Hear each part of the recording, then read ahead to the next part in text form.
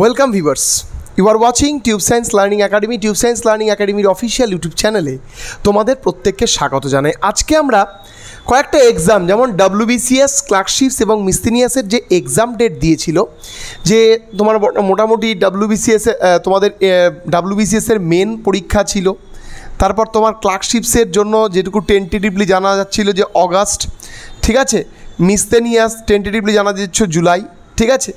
তো সেই এক্সামগুলো সম্পর্কিত আজকে কিছু আপডেট আছে এবং সেটা এই ভিডিও মারফত আমি তোমাদের দেওয়ার চেষ্টা করছি। আজকে যদি তোমরা আনন্দবাজার পত্রিকার প্রতিদিনের পাঠক হও তো ডেফিনেটলি তোমরা ইতিমধ্যে খবর পেয়ে গেছো যে তোমাদেরকে বলা হয়েছে WBCS মেন পরীক্ষার কিন্তু আপাতত স্থগিতাদেশ করা হচ্ছে। কেন? WBCS মেন্স পরীক্ষার কিন্তু ব্যবস্থা কখন করা হবে? আমাদের যে কলকাতা হাইকোর্ট OBC সার্টিফিকেটকে নিয়ে যে বক্তব্য বা যে রায় দিয়েছে, সেই রায়তে কিন্তু সমস্ত পরীক্ষাগুলো এফেক্টেড হবে। তার কারণ এগুলো ডিরেক্ট এফেক্টেড না, এগুলো একটু আলাদাভাবে এফেক্টেড। এবার যদি তোমাকে বলি এই ডিরেক্ট এফেক্টেড আর আলাদাভাবে এফেক্টেডের পার্থক্যটা কী, দেখো। তার কারণ এই WBCS, ক্লার্কশিপস, মিসসেলিনিয়াস পরীক্ষাগুলো প্রত্যেকটাই একটা ভ্যাকেন্সির উপর ক্রিয়েট করে নেওয়া হচ্ছে। যদি OBC সার্টিফিকেটটাকেই ইনভ্যালিডেশনস করে দেয়, ফলে সেই জায়গায় দাঁড়িয়ে বিভিন্ন প্রকার সমস্যা কিন্তু সম্মুখীন হবে ছাত্রছাত্রীরা। এবং OBC ক্যান্ডিডেটরা যারা OBC সার্টিফিকেট, দেখো সাধারণ ক্যান্ডিডেটের তো কোনো দোষ নেই, কেমনভাবে সরকার OBC দিয়েছে, কিভাবে কি করেছে, কোন পার্টি এসে কাকে OBC বলে গ্র্যান্টেড করেছে, এটা সম্পূর্ণ রাজনৈতিক ব্যাপার এবং হাইকোর্টের বিচার ব্যবস্থার ব্যাপার। এর মধ্যে সাধারণ যে ছাত্রছাত্রীরা যারা নিজেদেরকে OBC হিসেবে ফর্ম ফিল আপ করেছে, তারা যদি এখন নিজেদেরকে জেনারেল হিসেবে ট্রিট করতে না পারে, বা যে ধরো OBC হিসেবে ফর্ম ফিল আপ করেছে সেই জন্য তাকে বাদ হয়ে যেতে পারে, তার বিভিন্ন চাকরির বিভিন্ন ইস্যু উঠে আসতে পারে। তো সেই জন্যই জানা যাচ্ছে যে OBC সার্টিফিকেটের যে রায়টা, সেই রায়টাকে নিয়ে আমাদের স্টেট কোথায় যাচ্ছে? সুপ্রিম কোর্টে যাচ্ছে। কে যাচ্ছে? নবান্ন যাচ্ছে সুপ্রিম কোর্টে। কি জানাতে? যে এই সমস্যাটা এবং এই যে কলকাতা হাইকোর্টের যে রায়, সেই রায়ের পরিপ্রেক্ষিতে সুপ্রিম কোর্টে যেতে পারে এবং যাচ্ছে।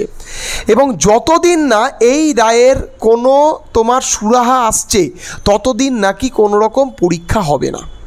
তো WBCS-এর পরীক্ষা মোটামুটি এর মধ্যেই হতো, সেইটা কিন্তু বলা যেতে পারে এখন স্থগিতাদেশ। এবং এই পরিপ্রেক্ষিতে প্রশ্ন উঠে এসে তাহলে কতদিন সময় লাগতে পারে?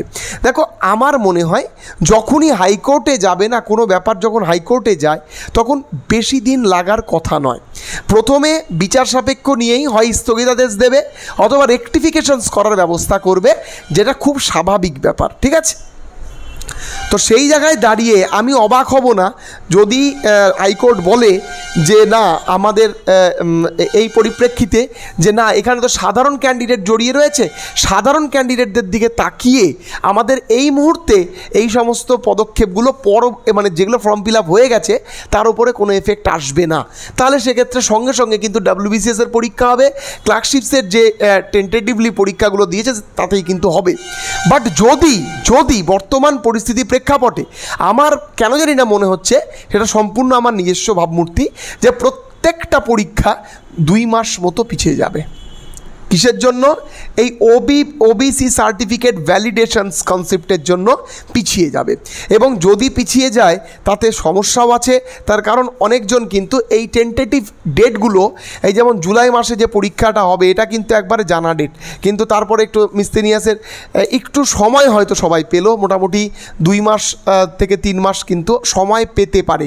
আমি বলছি না এটা পাবেই, তার কারণ সুপ্রিম কোর্টে গেলে সুপ্রিম কোর্ট হয়তো তারপরে স্থগিতাদেশ দিতে পারে, অথবা বলতে পারে অনগোয়িং প্রসেসের পরে কোনো রকম কোনো কার্যকরী হবে না। তো এই প্রসঙ্গে একটা গুরুত্বপূর্ণ আপডেট ছিল। আজকে তোমরা দেখবে যে মমতা বন্দ্যোপাধ্যায় নবান্ন সূত্রের খবর যে তারা নাকি খুব শীঘ্রই সুপ্রিম কোর্টে যাচ্ছে এবং সেখানে গিয়ে তারা সমস্ত রকমের তথ্য তুলে ধরবে যে এখানে সাধারণ ছেলে যেহেতু কোনো রকম দোষ নেই, ফলে যারা OBC সার্টিফিকেশনস রয়েছে টিল 2024 তাদের কী ভবিতব্য সুপ্রিম কোর্ট দিচ্ছে সেটা আপকামিং ডেজে দেখার। এবং এই পরিপ্রেক্ষিতে এই 3টে এক্সাম যেটা WBPSC অর্গানাইজ করছিল সেগুলো কিন্তু একটু ধাক্কা খেলো, ঠিক আছে। মোটামুটি 2 থেকে 3 মাস পিছিয়ে যেতে পারে তো তোমরা অধৈর্য হবে না। 2 থেকে 3 মাস পিছিয়ে গেল মানে তো এমন নয় যে পরীক্ষাটা হবে না, পরীক্ষা ঠিকই হবে।